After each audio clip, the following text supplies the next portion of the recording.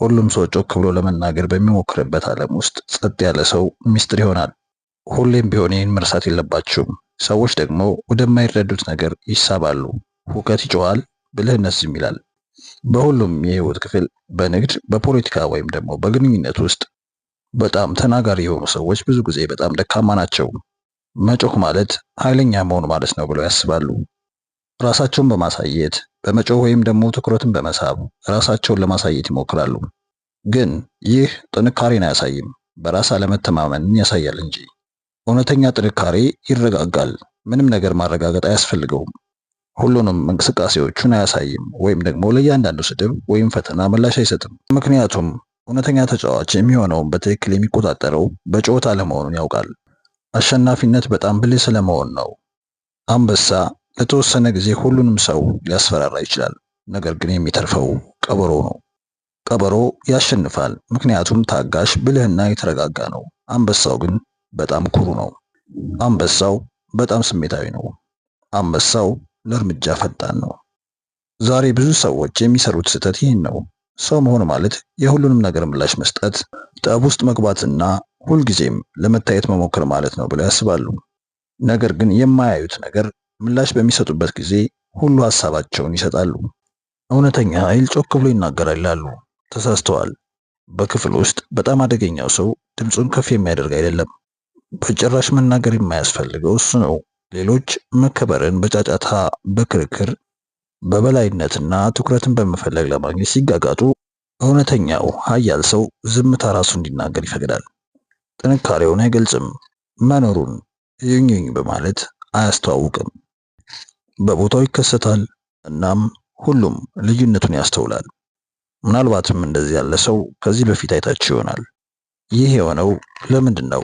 በራስ መተማመን ሰውየው ስላለው ሊሆን ይችላል፣ ግን እውነቱ ቁጥጥሩን ስለማድረግ ነው።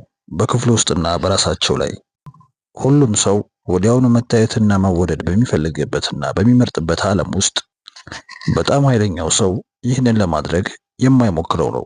ይህ ሰው ይህንን ማድረግ አያስፈልገውም። ሰዎች በተፈጥሯቸው ጸጥታ የሰፈነበት ተፈጥሮ ያስጨንቃቸዋል። ይህ ሰው በቀላሉ ማወቅ አይችሉም፣ መገመትም እንዲሁ። ይህ ደግሞ ሰውየውን የበለጠ አደገኛ እንዲሆን ያደርገዋል። ሰውየው ግን ማንንም ለመማረክ እየሞከረ አይደለም፣ እንዲያውም እሱ እያስተዋለና እያሰበ ነው። እናም በመጨረሻ እርምጃ ሲወስድ ለታይታ አይደለም፣ ለማሸነፍ ነው፣ ለማሸነፍ። ስለዚህ ወዳጄ አሸናፊ ለመሆን ካሰብክ እነዚህን ደንቦች ተከተል። የመጀመሪያው ሰዎች እናንተን የሚያዩበትን እይታ ተቆጣጠሩ። ይህ የምናወራው ስለ እብሪተኝነት አይደለም፣ እንዲያውም ራስን ስለመግዛት ነው። ራሳችሁን እንዴት እንደምትቆጣጠሩ፣ ስሜታችሁን እንዴት እንደምትቆጣጠሩና ሌሎች እናንተን እንዴት እንደሚመለከቷችሁ መቆጣጠር ማለት ነው። ዛሬ ብዙ ሰዎች የሚሰሩት ስህተት ሰው መሆን ማለት የሁሉም ነገር ምላሽ መስጠት ማለት አድርገው ያስቡታል። እንዲሁም ጠብ ውስጥ መግባትና ሁልጊዜም ለመታየት መሞከር ማለት ነው ብለው ያስባሉ። ነገር ግን አንድ ያላስተዋሉት ነገር አለ። ሁሌም ለሁሉም ነገር ምላሽ በምንሰጥበት ጊዜ ሁሉ ሐሳባችንን እንደሰጠን መቁጠራችንን መዘንጋት የለብንም። ሁሌም ምላሽ አይሰጥም። ምክንያቱም ሁሌም ሐሳብ በምንሰጥበት ጊዜ የሚያስጨንቀንን፣ የሚያስፈራንንና ደካማ የሆንበትን ጎናችንን በሙሉ እናሳያለን ማለት ነው። ብልህ ሰው ይህንን ጨዋታ አይጫወትም። እሱ ይመለከታል፣ ያዳምጣል። ሌሎች ለመታየት በጣም ሲጥሩ እሱ ዝም ይላል፣ እናም ይማራል።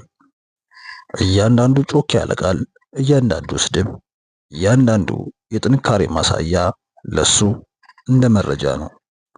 እርምጃ መውሰድ ቢያስፈልገውም እንኳን በትክክል የት መቼ እርምጃ መውሰድ እንዳለበት ይህ ግንዛቤው ያሳየዋል። ሁሌም ድክመቶቻችንን ከምናጎላ ጠንካራ መስሎ መታየት የተሻለ ነው። ሰዎች እናንተን የሚያዩበትን እይታ አስፈላጊ ነው፣ ሁሌም ቢሆን። በዚህ ፉክክር ዓለም ውስጥ ከምንም ጊዜ በፊት፣ ከምንም ቅድመ ሁኔታ በፊት ማስተዋል ማን የበላይ እንደሆነ ይወስናል። ስለዚህ እናስተውል። መረጋጋት የሚችል ሰው ለእያንዳንዱ ፈተና ምላሽ የሚሰጥ ተቆጣጣሪ ነው። ጥንካሬውን ለማረጋገጥ አይቸኩልም፣ ይልቁንም ሌሎች ያልተረዱትን እንዲፈሩት ያደርጋቸዋል። በትግል ጊዜ ጮክ ብሎ የሚናገር ሰው ሁሉንም ትኩረት ሊስብ ይችላል። ነገር ግን ጸጥ ያለው ሰው አስተዋዩ ያሸንፋል። በድርድር ውስጥ የሚጮህና ጠንካራ እርምጃ የሚወስድ ሰው ሁሉን የተቆጣጠረ ሊመስለው ይችላል። ነገር ግን የተረጋጋው፣ እየተመለከተ፣ እየሰማ፣ እየጠበቀ ያለው ነው በእውነተኛ ኃይል የሚጨርሰው። በማንኛውም ግጭት ውስጥ እውነት ሁለተኛ ነው፣ ግንዛቤ ደግሞ ሁሉም ነገር ነው። ይህ ብዙ ሰዎች ሊማራቸው ከሚገቡ በጣም ከባድ ትምህርቶች ውስጥ አንዱ ነው። ስለ እውነተኛው ነገር አይደለም፣ እውነተኛ ስለሚመስለው ነገር ነው። ማን ትክክል እንደሆነ አይደለም፣ ጠንካራ ስለመምሰል ነው። እናም ሰዎች እናንተን የሚመለከቱበትን ምልከታ ከተቆጣጠራችሁ ስለ እናንተ ያላቸውን እንክብካቤ ትቆጣጠራላችሁ። ለመወደድ በመሞከር ጊዜ አታጥፉ። ራሳችሁንም ለማስረዳት ጊዜ አታጥፉ። ሰዎች ለእናንተ ያላቸውን ምስል በጥንቃቄ ያለ ርህራሄ በጸጥታ ቅረጹ። ምክንያቱም ግንዛቤ የመጀመሪያው የጦር ሜዳ ነው እና እዚያ ያሸነፈ ሰው ሌላ ቦታ መዋጋት አይኖርበትም። ለምሳሌ ውሰዱ። በግንኙነቶች ውስጥ ለፍቅርና ለአክብሮት የሚለምን ሰው አብዛኛውን ጊዜ አይሳካለትም። ነገር ግን ራሱን የሚያከብር፣ ሌሎችን የማያሳድ ሰው ያንን ሰው ነው ሰዎች በተፈጥሮ የሚያከብሩት። ጮክ ማለት ስሜታዊነት ነው። ዝምታ ስልታዊነት ነው። እውነታው ይህ ነው። ስሜታዊ ሰዎች ለመገመት ቀላል ናቸው። ያ ማለት አንድ ሰው ሊገምታችሁ ከቻለ ሊያሸንፋችሁ ይችላል ማለት ነው፣ ለዛውም በቀላሉ። ደካማ ሆናችሁ ታዩ። መምራት ከፈለጋችሁ ተፈሩ፣ እናም ራሳችሁን አስከብሩ። ነገር ግን ሰዎች ሊተነብዩአችሁ የሚቻላቸው ሰው አትሁኑ። በመጮክ አታሸንፉም። ማንም ሰው በቀላሉ ሊረዳችሁ የማይችል ሰው በመሆን ግን ታሸንፋላችሁ። ከሄዳችሁ በኋላ እንኳን ሰዎቹን ግራ መጋባት ውስጥ የምትከቷቸው ሰዎች ሁኑ። እናንተን ማወቅ በማይችሉበት ጊዜ በእናንተ ላይ ማቀድ አይችሉም። እናም ያ ሚስጥር ትልቁ ጥቅማችሁ ነው። ምክንያቱም ማንም ሊያነባችሁ በማይችሉበት ጊዜ ያለ ማስጠንቀቂያ እርምጃ ስትወስዱ እናም ስሜታችሁን ስትቆጣጠሩ የማትነኩ ትሆናላችሁ። ሊያስቆጧችሁ አይችሉም፣ ሊቆጣጠሯችሁም አይችሉም።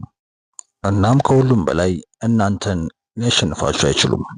እናም በዛሬው ሁከት በሞላበት ስሜታዊ ዓለም ውስጥ ይህ ከምርጥ ስትራቴጂ በላይ ነው። የበላይ ለመሆን ከፈለጋችሁ ክርክርን ሳይሆን አካባቢውን አሸንፉ። አንድ ክፍል ውስጥ ስትገቡ አስቡት።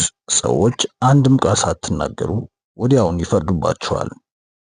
ወይ ለነሱ አስጊ ናችሁ፣ ወይ ደካሞች ናችሁ፣ ወይም ደግሞ ሊቃወሟችሁ ይገባል፣ ወይንስ ደግሞ ሊያከብሯችሁ ይገባል። እነዚህ ውስጥ ጥያቄ ውስጥ ይገባሉ። አብዛኛውን የዛ አንድምታ የሚመጣው እናንተ ከምትናገሯቸው ነገሮች አይደለም፣ በአቋቋማችሁ፣ በአካሄዳችሁ፣ በራስ መተማመናችሁ ነው፣ በእርጋታችሁ ነው። ሁሉም ሰው ምላሽ በሚሰጥበት ጊዜ ያላችሁ መረጋጋትና በትኩረት የመቆየት ችሎታችሁ ነው።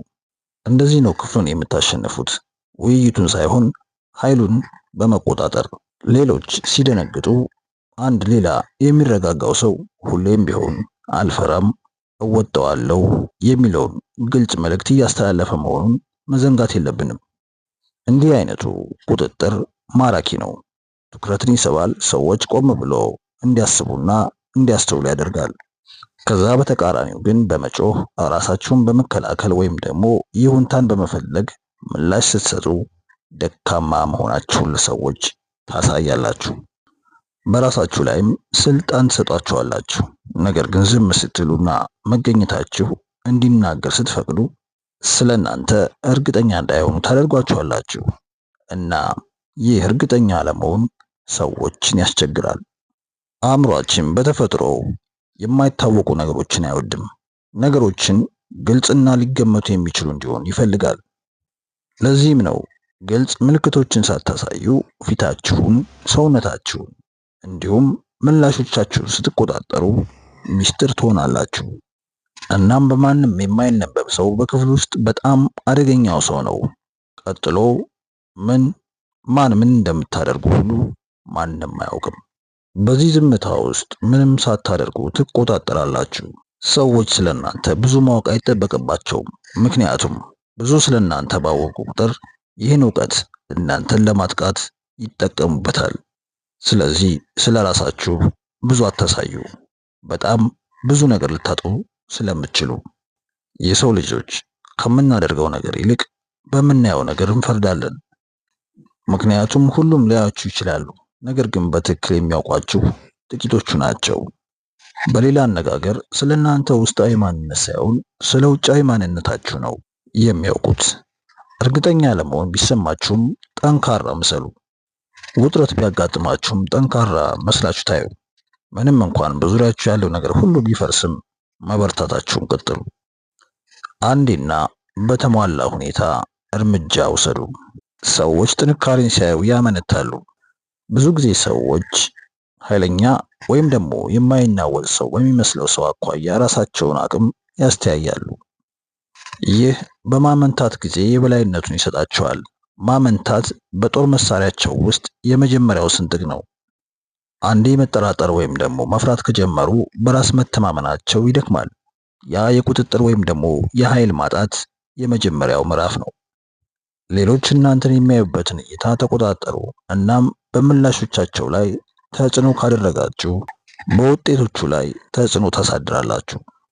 ምክንያቱም ትንሽ መናገርና ቁጥጥር የሚደረግበት ስሜት ማሳየት ለመነበብ አስቸጋሪ ያደርገዋል። ሰዎች ደግሞ በቀላሉ ሊያነቧቸው አይገባም። ሰዎች ያልተረዱትን ይፈራሉ። በትንሹ ራሳችሁን ስትገልጹ ሰዎች በጣም መጥፎ ማሰብ ይጀምራሉ። ሁሌም ቢሆን በትንሹ ራሳችሁን ገለጹ። እናንተ ጠንካራ፣ ብልህ ወይም የበለጠ አደገኛ እንደሆናችሁ አድርገው ያስባሉ። ፍርሃታቸው ለእናንተ ይጠቅማል። ሰዎች እናንተን ማወቅ ካልቻሉ በኋላ ላይ እናንተን ማሸነፍ አይችሉም። ሁሌም መርሳት የሌለብን ኃይል ሁልጊዜም ቢሆን ጠንካራ በመምሰል አይመጣም። አንዳንድ ጊዜ ደካማ በመምሰል ውስጥ ይደበቃል። ሁሉም ሰው ጠንካራ ለመምሰል በሚሞክርበት ዓለም ውስጥ የበለጠ ብልህ አካሄድ አለ። ደካማ መምሰል ነው። እንደማታውቁ አስመስሉ። እንደተሰበራችሁ እንዲያስቡ አድርጉ። ምክንያቱም ደግሞ አንድ ሰው እናንተ ምንም ስጋት እንዳልሆናችሁ ሲያስብ ከለላውን ያነሳል። እናም ይህ የእነሱ የድክመት ጊዜ የእናንተ እውነተኛ ጥቅም ነው። አንድ ብልህ ሰው በተጨባጭ ጠንካራ በሚሆንበት ጊዜ ደካማ እንደሆነ ሊያስመስል ይገባል። በተቃራኒውም ደካማነት በሚሰማው ጊዜ ጠንካራ እንደሆነ ሊያስመስል ይገባል። ለምን ካልን ምክንያቱም ኃይላችሁን በቶሎ ካሳያችሁ በዙሪያችሁ ያሉ ሰዎች ይጠነቀቃሉ።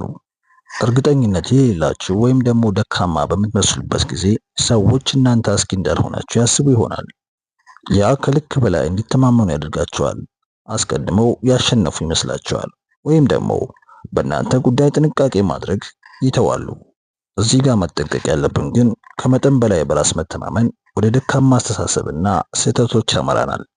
ለዝርዝሮች ትኩረት መስጠቱን ያቆማሉ፣ ወይም ደግሞ እናንተን ዝቅ አድርገው ይመለከቷቸዋል። እናም ይህ የእናንተ እድል ነው፣ ምክንያቱም እነሱ ራሳቸውን ከመጠበቅ ስለሚቆጠቡ አሁኑም ሙሉ ኃይል አላችሁና።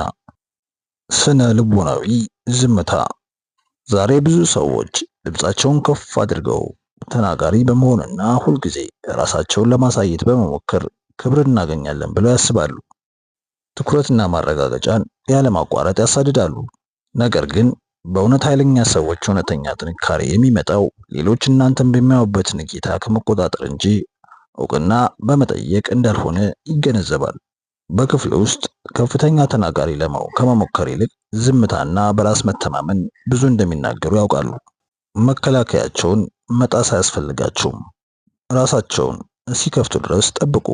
ከዚያ ጊዜው ሲደርስ በፍጥነትና ያለ ማስጠንቀቂያ እርምጃ ትወስዳላችሁ። ይህ ፈሪነት አይደለም፣ ትዕግስትን እንደ ጦር መሳሪያ መጠቀም ነው። ይህ በጣም ጥሩ የስነ ልቦና ጦርነት ነው። ምክንያቱም ሰዎች አስቀድመው እንዳሸነፉ ሲያምኑ መከላከልን ያቆማሉ። አስጊ እንዳልሆናችሁ ሲያምኑ ማስተዋልን ያቆማሉ። እናም እነሱን የማጥቂያ ምቹ ጊዜ ይሆናል። በስልጣን ጨዋታ ውስጥ አለመታየት ከማስፈራራት የበለጠ ገዳይ ነው። የተሸነፋችሁ ስትመጡ ማንም አያያችሁም። ደካማ በምትመስሉበት ጊዜም ለእናንተ ማንም ጊዜውን አያጠፋም። ስለዚህ አይዘጋጁም ማለት ነው።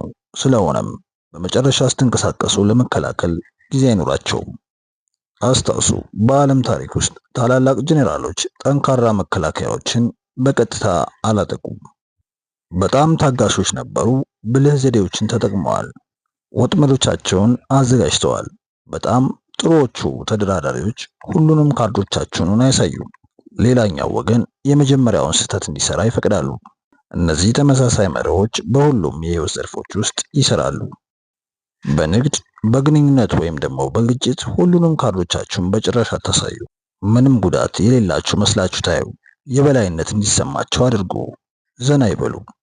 ያን ጊዜ የምትጠቀሙበት ጊዜ ነው። ይህ ፌክ ስለመሆን አይደለም፣ ስልታዊ ስለመሆን ነው። አብዛኛውን ሰው በኢጎ ነው የሚገዛው። የበላይነትን ይፈልጋል። የሚፈልጉትን እንዳገኙ እንዲሰማቸው አድርጉ። እውነተኛ ኃይል ከጩኸት አይመጣም፣ ካለመታየት የሚመጣ ነው። ምንም ነገር ማረጋገጥ አያስፈልጋችሁም። ማንም ሰው መምጣታችሁን በማይመለከትበት ቦታ ራሳችሁን ማስቀመጥ ያስፈልጋችኋል፣ ነገሩ እስኪያበቃለት ድረስ። እናም እርምጃ መውሰድ ካለባችሁ በግማሽ ልብ አታድርጉት። ያልተሟሉ እርምጃዎች በቀልም ብቻ ይጋብዛሉ። የቆሰለ ጠላት ይማራል፣ ያገግማል።